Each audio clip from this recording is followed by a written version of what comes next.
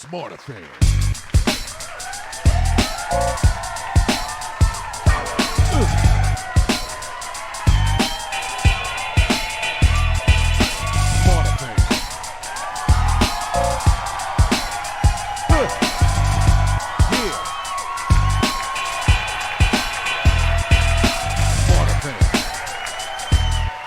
Hey everybody, welcome to another segment of Smarterfan Podcast, where we bring you behind the veil of sports, business, and life. I'm Joe, and this is Barry. How you doing, Barry?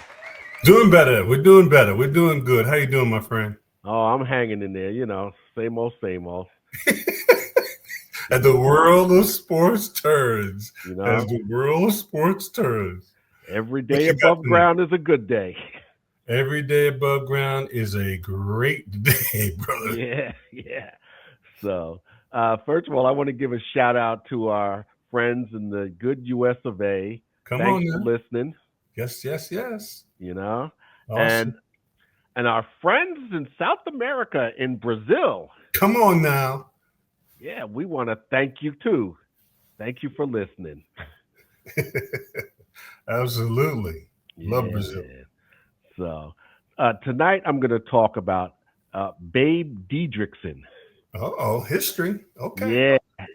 So now she was born Mildred Ella Didrikson, and she was a sixth of 7 children who grew up in Beaumont, Texas. Now her mother Hannah and her father Ole Didrikson were immigrants from Norway, and she says she got her nickname because she hit 5 home runs in a childhood baseball game. Really?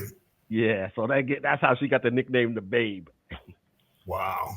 So she was an all-around athlete. She excelled in track and field, basketball, baseball, and golf. But she got her early fame in track and field, though. Oh, wow.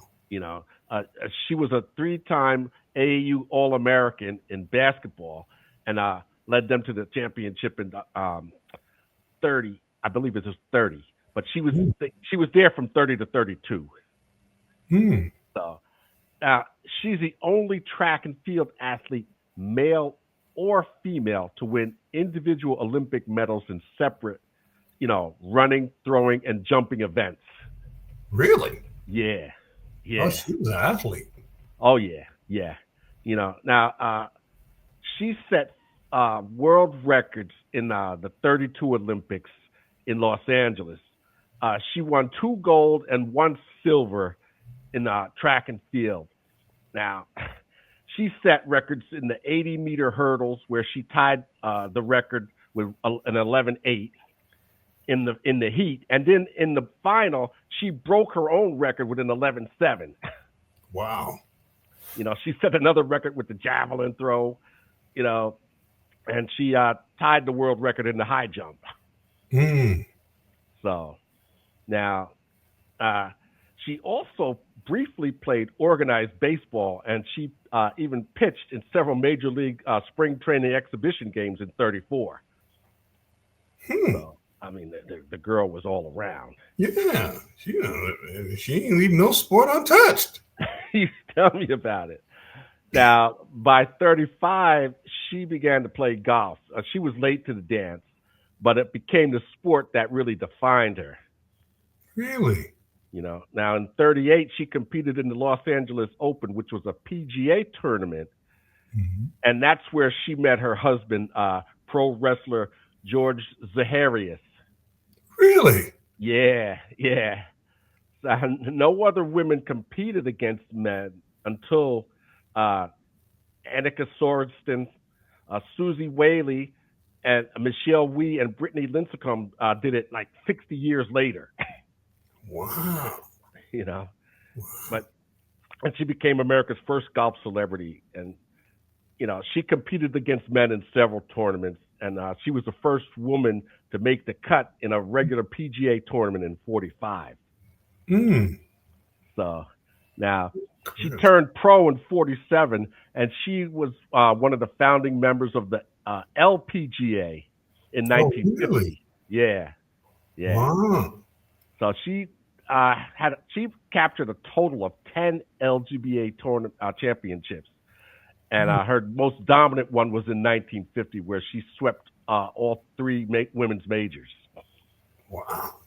So now, unfortunately, in 53, she was diagnosed with colon cancer. So she had surgery, and she bounced back in 54 and won the U.S. Open. No way. So, but and she became a prominent advocate for cancer awareness, and she worked closely with the American Cancer Society. Wow. Now, she died in September of 56 at the age of 45. Wow. Yeah, she was voted Woman Athlete of the 20th Century by the AP in 99. She earned it. Yeah, she definitely did, and she also received the Presidential Medal of Freedom posthumously. So, for sure. She had one heck of a career. Yeah, she had quite a run.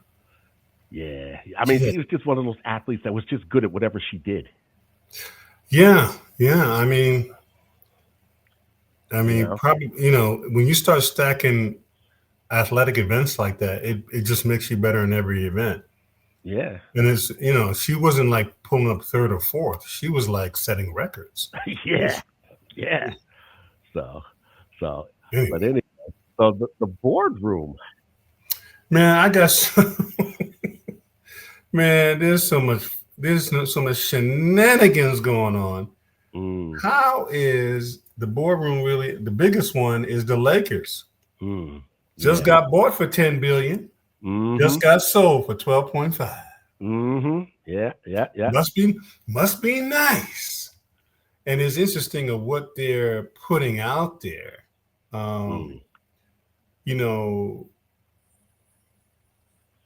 Like someone was talking about the Kushners. Well, where's this guy getting this backing from?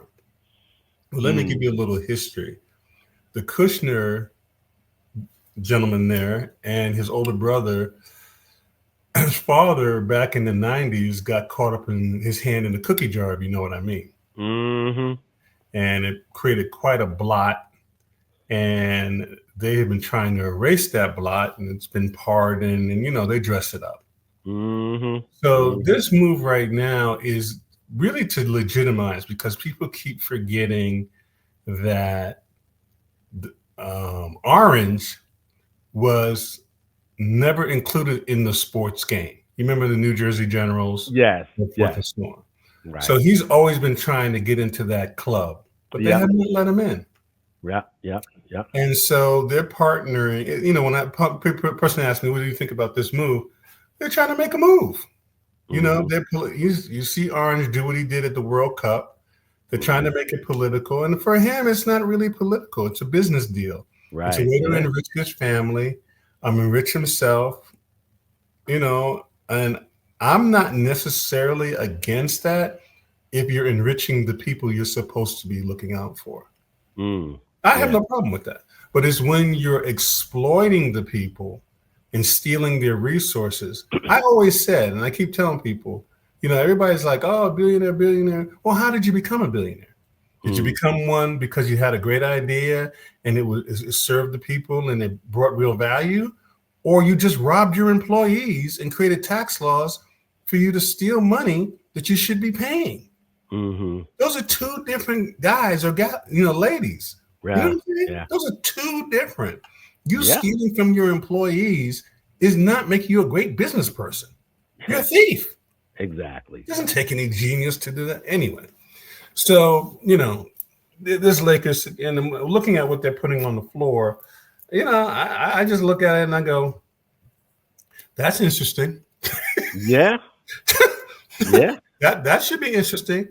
Good luck. Maybe LeBron knew what he was doing when he jumped ship. Listen, LeBron ain't no dummy.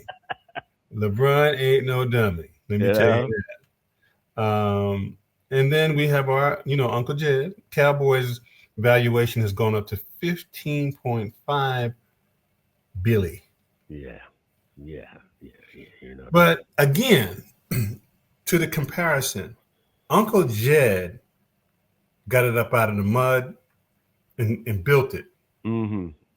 That he did. That's different than what you see some of these guys doing, Right. Yeah. which is stealing. Mm-hmm. That's all it is. It's not. I mean, it's stealing. Yeah. You know, and so the boardroom is changing, and sports is the business. It's a big business, and they better be very careful because it's kind of alienating the fan. And I think Yeah. what they're hinging on is that, well, it's a global market. So even if we alienate these fans, we'll get these folks over here. But Mm. fans are all, I mean, you see those European soccer fans? They're extremely loyal. Yes, they are. Yes, They're they are. they're not this crumple it up and what's next. It's just not that. And they've changed our sports here. These folks who clearly don't love the game. They don't really love the game, because you No. can see how they move and how it is. And once the fan, gets a sense that it ain't really about that, because it's Yeah. expensive to be a fan. Yes, it is. It's expensive, Yes. Yes, it is. you know. And so I think what's going to happen because of the proliferation of sports, people are going to find other sports to generate their attention to. You see how big pickleball has gotten in 5 years? I know. I know. I know. It reminds me of when racquetball was all the craze. Remember? Back in the '90s. Remember? You know. So these folks can very easily lose their way, Mm. chasing the money, Yeah. alienating fans. So we live in really interesting times, and I got to give love to my man Russell Westbrook, Yeah. and for his great career. And see, this again speaks to what I'm talking about, Joe. Mm-hmm. There's no reason the league shouldn't have done something for Westbrook Hmm. in acknowledgement for all the money he has made the league. Mm-hmm. But let me Yeah. slow down, Joe, because that'll get me in my equity bag. While these athletes need to get some of this equity. Yeah. All these people who don't love the game, they coming in with private money, they flipping and dipping and putting who they want in position. And I'm telling you, man, this is going to be a hot mess. It's going to be a hot mess. Mm. Well, we'll have to see. But anyway, with all this going on, Mm-hmm. the Hall of Fame class of '26 kind of went under the radar. NFL? Yes. It did. And again, So I got to give, I got to tip my hat to the 5 inductees, Drew Brees, mm-hmm, Larry Fitzgerald, Luke Kuechly, mm-hmm. Adam Viniteri, and Roger Craig. Yeah. Well, I'm glad Roger finally got it in there. Yeah. Now, Brees, he's a first ballot Hall of Famer, Mm-hmm. and he finished his career second in passing yards and passing touchdowns. Mm. He led the Saints to their only Super Bowl victory so far. Mm-hmm. So, now Fitzgerald, I give him a lot of credit. He spent all 17 seasons with the Cardinals when he could have went anywhere he wanted to go. Somebody asked me about that, and I said that was probably I look at that as a very, very smart business move. Mm. And he said, well, why would you say that? Because he more than likely made max money, went from the number 1 receiver to the number 2 receiver to the slot. Mm. So he ended up playing a lot longer, making more money. See what I'm saying? In the long run, yeah. In the long run. Unfortunately, they couldn't get it done. They got close for Arians, and I never knew why they gave up on Arians as head coach. It was the best seasons they've ever had in their franchise. Right, yeah. But that's a whole other story. Right. But I really think that was a business move. I'm like, because you're right. He could have gone anywhere. But sometimes it's best to be where you can be king. Yeah. Yeah. Yeah. But I give him all the credit in the world for doing it that way. Oh yeah, I respect him. You got to be smart in this thing. Because sometimes you can go look at Alvin Harper, left the Cowboys and disappeared, not because of talent, but the Tampa Bay Buccaneers were not very good Yeah, yeah, and had yeah, no supporting cast. So here's this guy. He made a lot of money, and I'm not mad at him, yeah. but Well, that was the whole thing. He went with the money. he He had to had to get the get the money. money at the time. Yeah, that's why I don't fault him. You know. You gotta make hay when you can make hay. Yeah. And So unfortunately, it is what it is. But those are things your athlete has to think about. Any human being has to think about in yeah. the world of work. So yeah. Now Viniteri, Mr. Clutch. Man, that guy, I used to love to watch that guy kick. Yeah, He he was got just yeah. He was great. He got 4 rings, 3 with the Patriots and 1 with the Colts. yeah. Now he's only the 3rd kicker in the Hall of Fame. Are you serious? Yep. The other 2 are Jan Stenerud and Morton Anderson. That's it. What about Ray Guy? No, nope. I don't know. I think Ray Guy's in there from the Raiders. Yeah, Okay. as far as I know, it's only 3. Wow. You know. But that's my trivia question. We're gonna bring it up next week. Yeah. So he's the league's all-time leading scorer in kicking. So and the Wow. guy, how old was he? He was in his 40s when he retired. Yeah. Yeah. So hey, but I'm gonna put the spotlight on Roger Craig for a minute, okay? Because Please. it's kind of bittersweet for him Yeah. as well. Yeah. Because this guy revolutionized the modern day pass catching running back. You know, Mm-hmm. he was the first player in history to record 1,000 rushing yards and 1,000 receiving yards in the same season. Yeah. And he was Crazy. part of that. Yeah, he was part of that 49ers dynasty in the '80s. Mm-hmm. You know, and I always remember that scene of him high stepping into the end zone against the Dolphins in the Super Bowl. Yep. You know, but the sad part is, when he gave his acceptance speech, he revealed that he's suffering from vascular dementia. Crazy. And it's a disease which is a decline in thinking skills. Mm. So he said at first he thought it was just he credited it to old age. Mm-hmm. But then his family said they started noticing what was going on too. So they said you got to go to the doctor. Yeah. So he finally went to the doctor, and that's what he was diagnosed with. So it's sad. It's really, really sad. But it's like we talked about it before. These running backs take such a pounding year in and year out. Yeah, I mean, your body's not really made for that.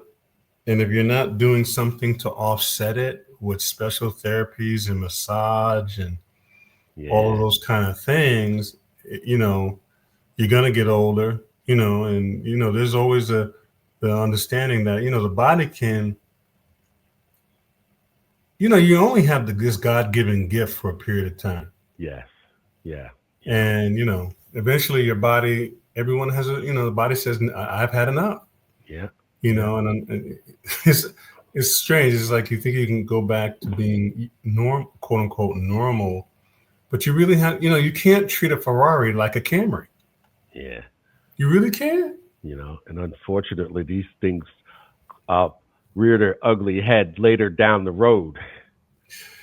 Yeah, I mean, I think they're always, from my perspective, I think they're always there, Mm, but there's not the mindset, of preventative and holistic, and it's only become something of the 2000s. mm-hmm. Yeah, You know what I mean? yeah, Because it was such, recuperating. They're just figuring out how important sleep is, yeah, rest, yeah, recovery, diet. You know what yeah, I'm saying? So you've been yeah, basically running these Ferraris like they're Camrys, yeah. and So, but which remind basically, I just said, what happened to the sports we grew up with? yeah, yeah, and what's who else is struggling is Eric Dickerson. Has got some stuff going on as well, Mm, yeah, and yeah, and I think again this stuff leaves a very nasty taste in fans' mouth because you're saying, well, you guys are making all this money as owners. Why aren't you taking better care? I had somebody actually say to me, well, Barry, the owners can't take care of everybody. I said, do you know how many players have been in Major League Baseball, NFL, and NBA? Go look it up. You think it's 100,000 people. You think it's 2,000, 100,000 athletes. It's not. Yeah. It's not. The guy came back to me and was like, oh, my goodness. I said, yeah, it's not a lot of these guys. No. Over decades, it's not a lot. But they're what they call disposable heroes. Hey, listen, let me tell you something. I just was researching my equity. Do you know that in the NBA, I'm sure in the other leagues as well, that the owner is able to write off the athlete as a depreciating asset? I wouldn't doubt that at all. Yeah. Ooh, disposable heroes. You know? So that allows you to have a $12.5 billion valuation. Yeah. So who actually owns the fans' relationship? Well, you know what has happened is that because of the phone and because of digitization, and the 24/7 news cycle, sports cycle, it's up in the air. The owner has some, the athlete has to figure out how to monetize himself in a whole new way now, which is great, but, do you know how to do it? Most don't have a team, don't have the insight, infrastructure necessary to really monetize on this, as I call it, the ever shrinking window. Yeah. Right? Yeah. That's what the athlete is having to deal with, this ever shrinking window and seizing the moment, because you may only get a moment. Yeah. So, it's like I said, these guys, they're disposable heroes and they just got to get as much out of it as they can. As they can, while they can. Well, that body holds up. Yeah. But you said something about that earlier about these athletes should try to get equity in the team. It has to happen. It's long overdue that athletes should get equity. You're going to tell me the Lakers or the Cowboys, those guys who made those championships and those trophies that increased the value of those franchises shouldn't get a percentage? That doesn't make any sense. Yeah. That doesn't make any sense. And think about, people are still probably buying Emmett's jersey. Oh, Troy's jersey. No doubt. Michael Irvin's jersey. So why shouldn't they get you're still, as an owner, going to make 90% of the profit forever. Forever. Well, they got to bring that up in the next CBA. They need to bring it up. All these athletes better bring it up. Listen, we need to get some of that equity because they got all these caps and aprons and all that, and it makes absolutely no sense because they're charging the sponsors and everybody max money. They ain't asking any of them to take a home down discount. They're giving them sponsors like, no, you want this deal? You need some more zeros. Yeah. So why shouldn't the athletes who help build it, right, get a percentage of that? Exactly. It just makes sense. So, but anyway, I'm going to circle back to the NBA for a minute. Come on. Because we touched on the Lakers basically being flipped by Mark Walter.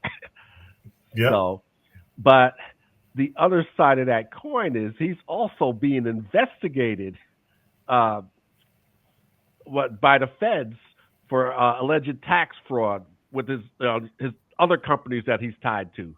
I'm sure. And like I said before, John, I mean to interrupt, but a lot of this billionaire stuff from people that I know who are in private equity, they're not really billionaires. A lot of them, there are a percentage of guys who are billionaires legitimately. There are guys who are scamming the system. robbing employees, robbing benefits, robbing, and adding it to their sheet. And they're avoiding paying taxes, their fair Mm, share of taxes, right? yeah. And that's maybe one of the reasons it may come out why the guy did what he did and flipped it. It's like, listen, Right. let me get Right. this quick It profit right here, in case things go left, I'm yeah. in and out of the game. Yeah, because the timing is kind of peculiar to say the least. It's weird. And you know, it's tied up because I think he owns them. He owns a couple teams. he owns the Sparks. Uh, Yeah. he owns the Dodgers. And a couple. I think a soccer team and some other sports things he owns. But he's also being investigated by the SEC at the same time. So Bro, listen, I don't make this stuff up. This is the foolishness that's going on. And again, Adam Silver, be careful who you let. Grandma said, be careful who you lie down with, hmm because that Kushner thing is going to come back to bite you. yeah, yeah. Well, It's going to come back to bite you, and I guarantee you, a lot of the owners in the NBA are not happy. mm, I'm sure. Well, the board of governors still got to approve it. So so. But I'm It's sure there'll be some strong arming there. of course, of So course. but Of course, because but the Kushners are still trying to wash their name from what exactly. Daddy did back in the day. hmm You know, So now, you brought up Russell Westbrook. yeah, Now West. he was drafted by the Supersonics, but he never got to play in Seattle because then they moved to Oklahoma City. That's crazy, right? So he never played a game in Seattle. They need to bring that franchise back. Yeah, yeah. I think somebody was trying to do that. I forget. I think Peyton was trying to get a group together to do that. Yeah, So, but he spent 11 of his seasons with the Thunder. Now when he was with Durant and Harden, I mean that was the team right there. They should have got their piece of the pie right there. yeah. Well, if you don't have a front office who understands what they're doing, that's what happens. Yeah, They fumble the talent. because they had that one shot against Miami and that was it. They fumbled the talent. You know, so but hey, I give my props to him. All time triple doubles leader. Yeah, You know, amazing, that amazing. record stood for 47 years that the Big O set. The Big O. Somebody we need to have a documentary on the Big O. Oh, Big O was, bruh. The Big O. Eh, I might have to pull that one out. I'll pull that out of the archives. I think you need to, bro, because the Big O was. Oof. Yes, he was. Yeah, that's you I mean, just gave me an idea. he's got to be 90. He Mm, still looks good. yeah, yeah, definitely, I'm definitely. like looking at him on the side. I'm like, yo, Oscar Robertson looks like he. You know what I'm saying? Like this man's still in shape. He's still looks good. Like he's active and functioning and everything. I'm like, Well, this got to be 90, that's because black don't crack. bruh. And so we're gonna have to stop right there. I was telling my brother, I said, look at this dude. Look at him. hmm He ain't limping. He ain't nothing. Nope. Upright. Da, da, da. Nope. Man, listen, listen. Before we go, we got to shout out the UK who sent us much love. The viewership is going through the roof. We appreciate you in the United Kingdom. Germany, you always showing out. Yes. Yes. My Yes. goodness, Germany. I may have to take a trip over there. We may have to do a show in Germany. They're showing Hey, out so bad. I got family over there. You know, That's she's been what's dying to get us over there. So. Yeah, that sounds good to me. You ain't got to hmm twist my arm. But Uh listen, huh. great show, great insight. And I'm gonna follow up with that, Joe. I think we're gonna have to figure out who we were talking about. Um, The but Big O. yeah, yeah, Yeah. All right. Yeah. and I can do that. yeah. Who's that kicker? Because I think great guy.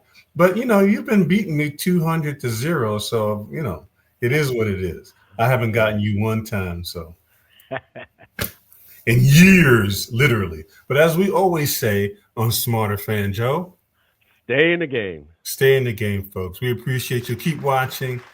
We got a lot more exciting things coming your way. Stay tuned. Bye-bye. Good night. Smarterfan.